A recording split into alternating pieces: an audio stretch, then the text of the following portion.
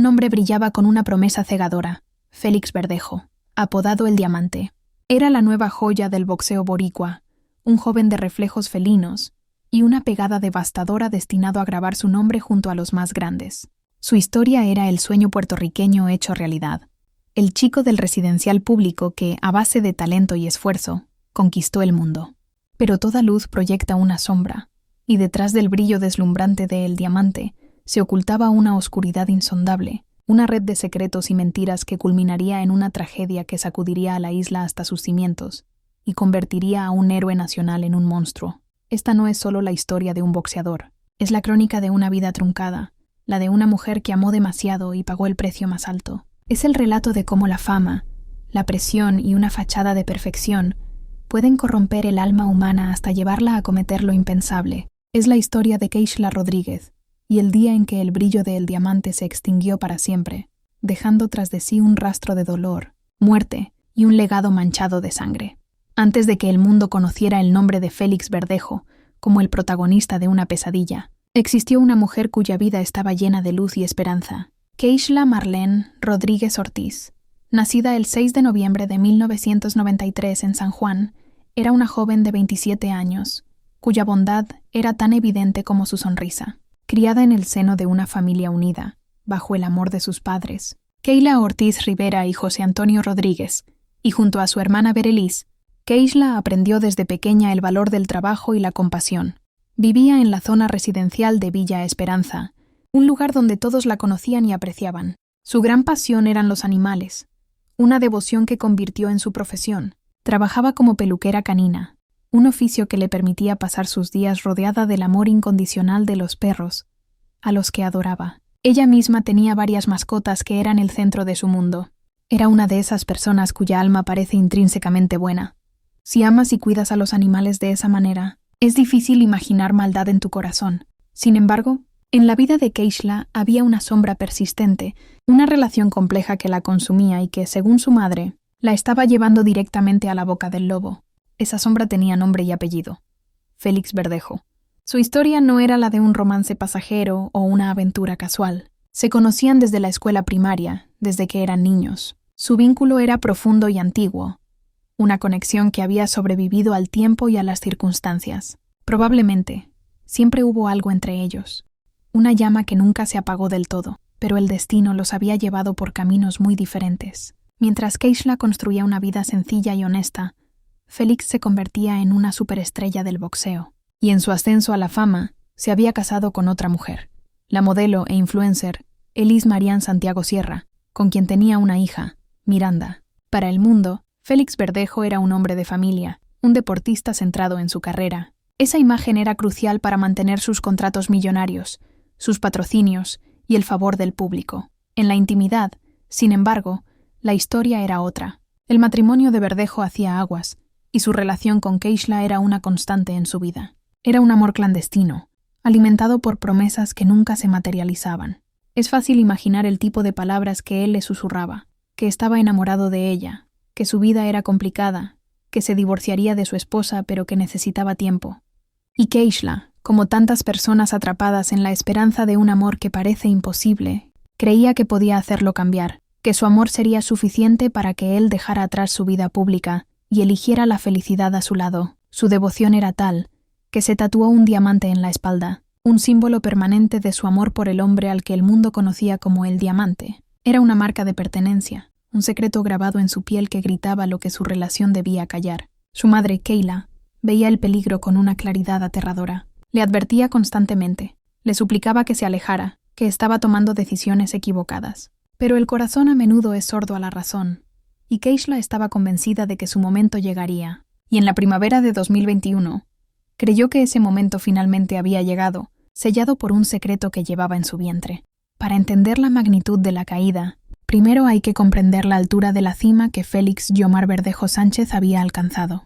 Nacido el 19 de mayo de 1993, también en San Juan, su infancia fue la antítesis del glamour que más tarde lo rodearía. Creció en el residencial Los Gladiolas, un complejo de vivienda pública donde la vida era dura y la calle, la principal escuela. Su madre, Madeline Sánchez, lo recordaba como un niño peleón, con una energía desbordante que a menudo lo metía en problemas. Era de puño fácil, siempre listo para un conflicto, un rasgo que, irónicamente, se convertiría en la semilla de su éxito.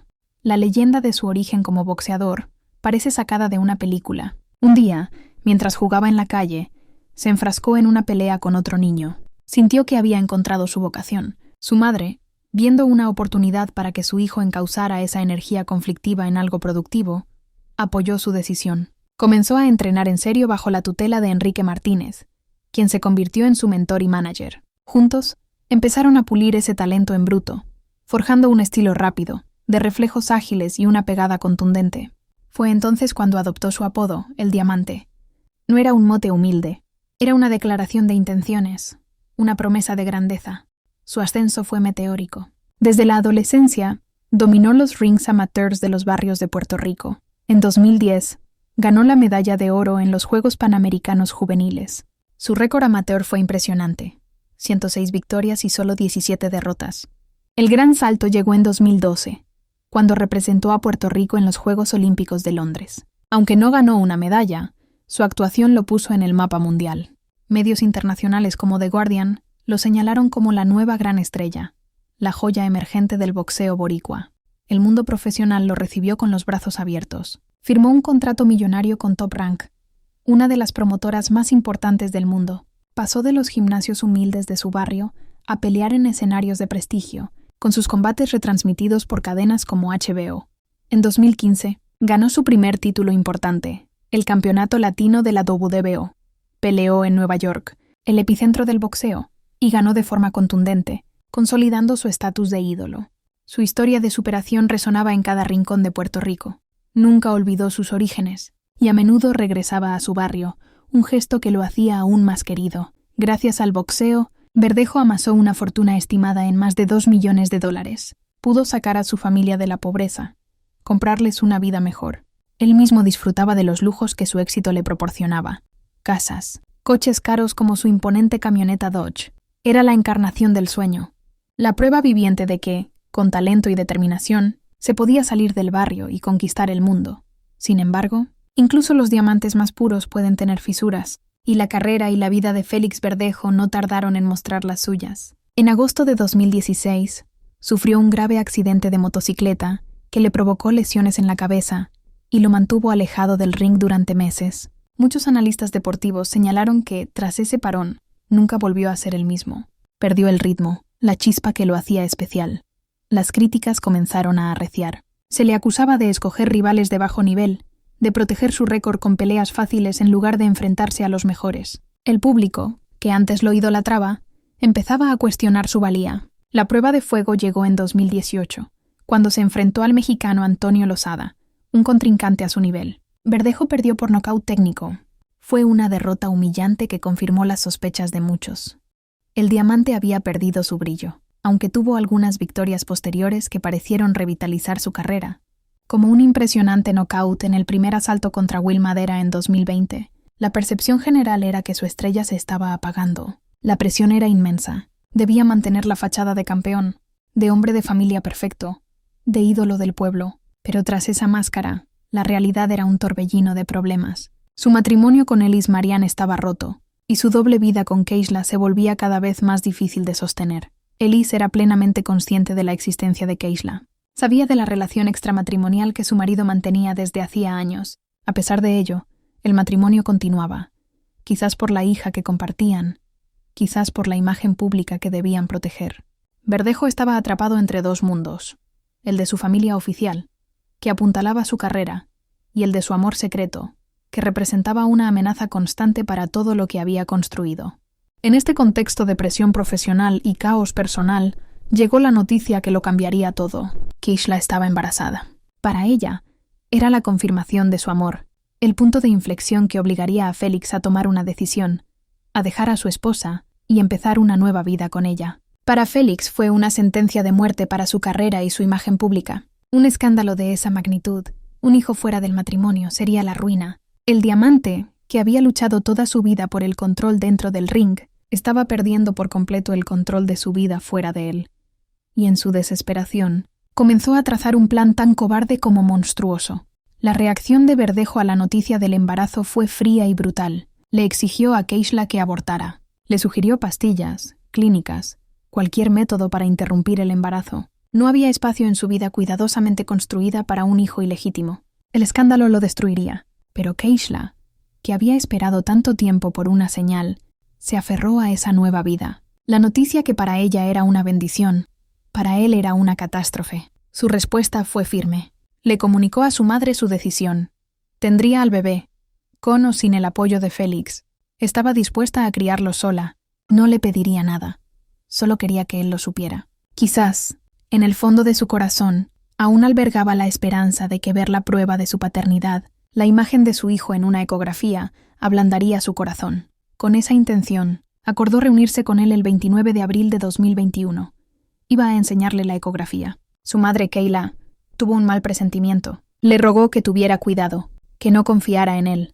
Presentía el peligro que acechaba a su hija. Pero Keishla salió de su casa en San Juan esa mañana, se despidió de su madre y se dirigió a una cita de la que nunca regresaría. Las horas pasaron, y el silencio de Keishla se hizo ensordecedor. No respondía a las llamadas ni a los mensajes. Su madre sabía que algo iba terriblemente mal. Keishla jamás abandonaría a sus perros, a quienes amaba con devoción. La angustia se convirtió en pánico. Kayla no esperó. Hizo carteles con la foto de su hija y acudió a las autoridades, denunciando la desaparición al FBI. Pero no se detuvo ahí. Con una valentía y una convicción inquebrantables, utilizó las redes sociales como un altavoz. Sin dudarlo un instante, señaló públicamente al culpable. Acusó directamente a Félix Verdejo de estar detrás de la desaparición de su hija. Era una acusación explosiva.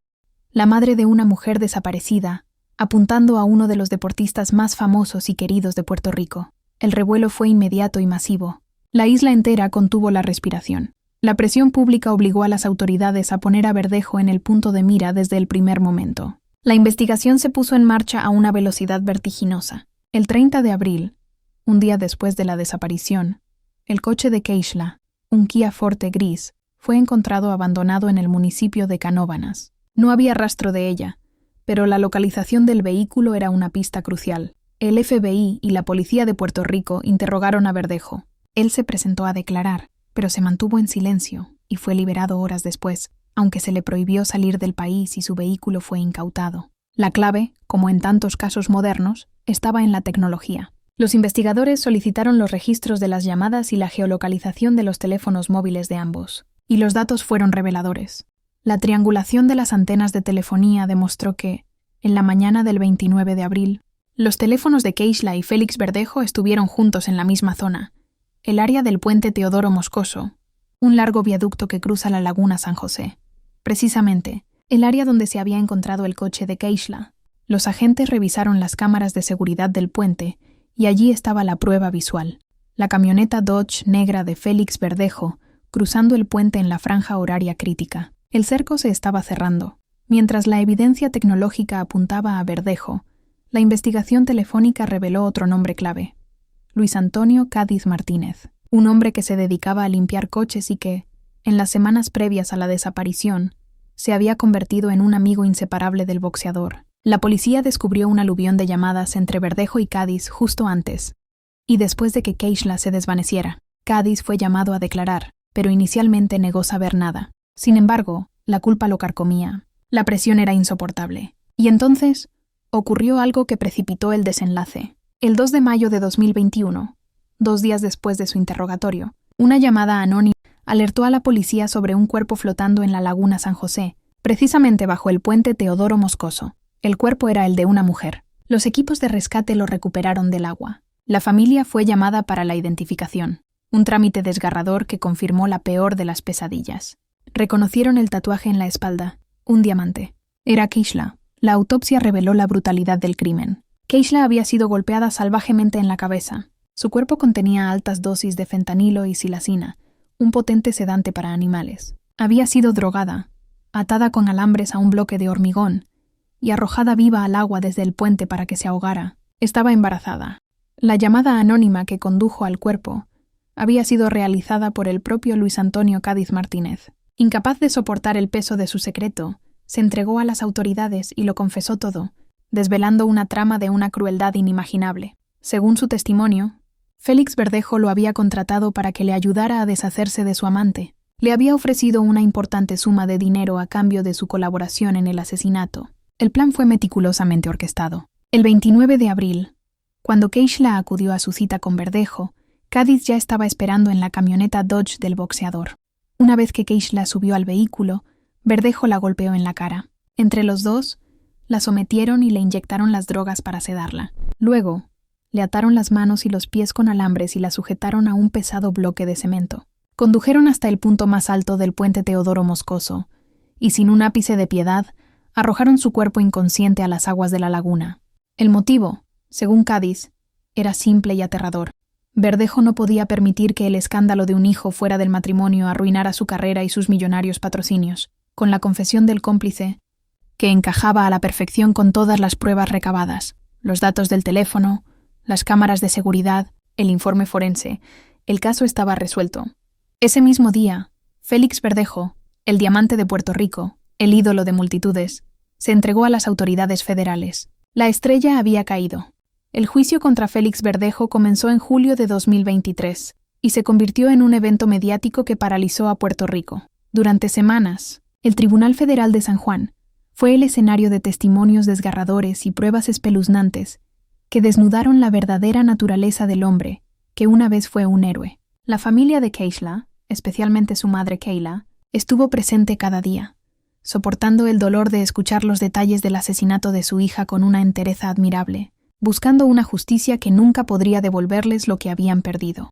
Luis Antonio Cádiz Martínez, el cómplice, fue el testigo estrella de la fiscalía. Con una frialdad que helaba la sangre, relató paso a paso cómo planearon y ejecutaron el crimen. Su testimonio fue la pieza central que selló el destino de Verdejo. La defensa intentó desacreditarlo, pintándolo como el verdadero autor intelectual, pero las pruebas eran abrumadoras. El 28 de julio de 2023, el jurado emitió su veredicto. Félix Verdejo fue declarado culpable de secuestro con resultado de muerte y de la muerte intencional de un nonato. El 3 de noviembre de 2023, el juez dictó la sentencia. Por sus crímenes, el exboxeador fue condenado a 2 cadenas perpetuas consecutivas. Las palabras del juez resonaron en la sala. Ya no habría más oportunidades para el diamante. Luis Antonio Cádiz Martínez, por su cooperación con la justicia, recibió una sentencia reducida. Aunque su colaboración fue clave para resolver el caso, su participación activa en un asesinato tan atroz no fue olvidada. Fue sentenciado a 30 años de prisión. Félix Verdejo, el chico del residencial que tocó el cielo con los puños, lo perdió todo por su egoísmo, su cobardía y su brutalidad. Su nombre, que una vez fue sinónimo de orgullo y esperanza, quedó grabado en la historia como el de un asesino. El diamante se rompió, no en el ring bajo los golpes de un rival, sino en la oscuridad de su propia alma. Su legado no será el de sus victorias o sus títulos, sino el del recuerdo imborrable de una joven que soñaba con ser madre y cuya vida fue cruelmente arrebatada, junto con la de su hijo nonato. Es la historia de una luz que fue apagada por la misma persona que juró amarla, un recordatorio sombrío de que los monstruos a veces llevan el rostro de un ídolo. Y hasta aquí el video de hoy, que espero que os haya resultado interesante y des un like, ya que es gratis y a mí me sirve de mucho. También aprovecho que si os gusta mi contenido y aún no estáis suscritos a mi canal, me harías un gran favor si lo hicieras. Tengo varios casos preparados, que si yo fuera tú, no me los perdería. Y sin más preámbulo, me despido de vosotros dando las gracias de corazón por todo el apoyo recibido. Nos vemos en el próximo video, amigos.